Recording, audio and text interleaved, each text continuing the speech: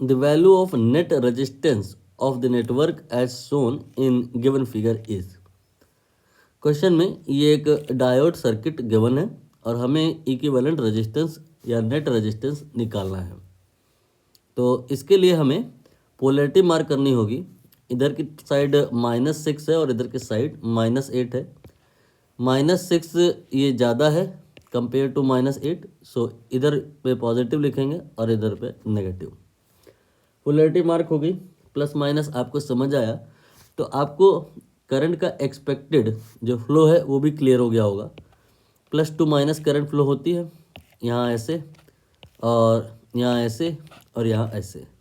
अब ये जो डायोड लगे हुए हैं इसमें जो ये वाला डायोड है ये तो आप समझ रहे होगे कि करंट की जो एक्सपेक्टेड फ्लो है उसके साथ ये डायोड का एरो मैच हो रहा है, तो इसको कहा जाएगा कि ये फॉरवर्ड बायस है।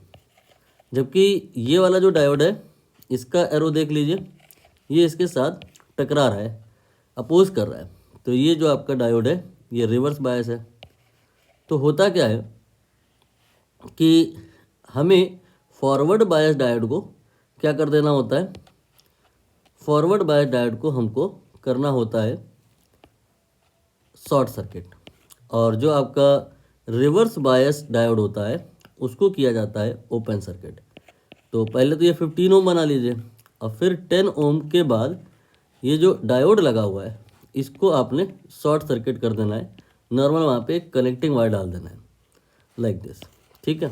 इसके बाद में जो नीचे आपका ये 5 ओम है, इस 5 ओम के बाजू में जो डायोड लगा है इसको आपको ओपन सर्किट करना है। क्यों? क्योंकि ये रिवर्स बायस है। ये आपका अब न्यू सर्किट बन के आ गया और यहाँ पर प्लस होगा और यहाँ पे माइनस होगा।